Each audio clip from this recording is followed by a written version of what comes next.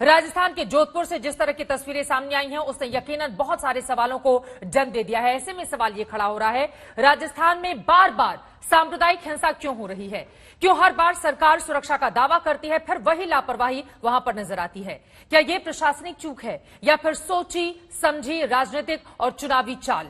इन मुद्दों पर हर पक्ष के साथ चर्चा हम करने वाले हैं, लेकिन उसके पहले आपके लिए ये जानना जरूरी है कि आखिर जोधपुर में इस बार हिंसा शुरू कैसे हुई, क्या विवाद था, क्या घटनाक्रम रहा। घटना के बारे में जो अब तक खबरें निकलकर सामने आई हैं उन्हें अगर सिलसिलेवार तरीके से आपको समझाने की कोशिश करें तो जानकारी के मुताबिक जोधपुर में परशुराम जयंती का 3 दिवसीय महोत्सव मनाया जा रहा था, जिसे लेकर चौराहों पर केसरिया झंडे लगाए गए थे।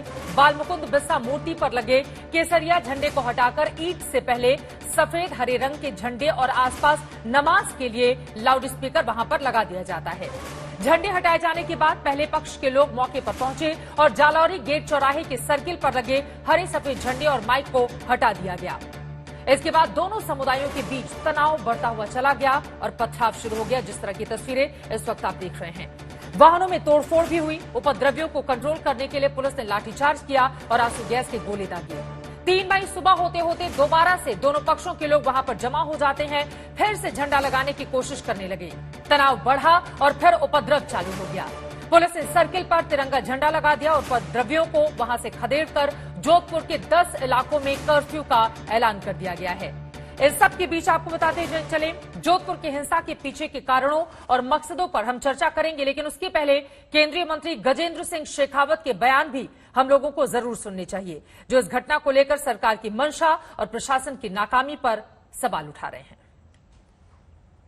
एक ही तरह के पत्थर जो या शायद किसी योजनाबद्ध तरीके से, और ऐसा मैं इसलिए कह पाता हूं क्योंकि अभी पिछले दिनों में जिस तरह से प्रदेश में करौली से लेकर के अन्य स्थानों पर जिस तरह की घटनाएं हुई है और जिस तरह से सुनियोजित रूप से छतों पर से पत्थर जो पहले से एकत्रित किए थे वो पत्थर बरसाए गए, ऐसा प्रतीत होता है कि इसी तरह की मंशा के साथ में तैयारी पहले भी की गई थी। इस तरह के हुड़दंग, तोड़फोड़, गाड़ियों को तोड़ के साथ तोड़फोड़, घरों में घुस करके लोगों के साथ में मारपीट, महिलाओं का अपमान, छोटी बच्चियों के कपड़े फाड़ करके उनके पांव तोड़ देना, दुकान में बैठे लोगों का दुकान में घुस करके तलवारों को लेकर के जाकर के सिर फोड़ देना, इस तरह की घटनाएं शहर भर में हुई। रास्ते में खड़ी हुई गाड़ियों के कांच तोड़े गए, घरों पर पत्थर फेंके गए, दुकानों के शीशे तोड़ दिए गए, लेकिन पुलिस और प्रशासन मौन बना हुआ मूक दर्शक की तरह देख रहा था।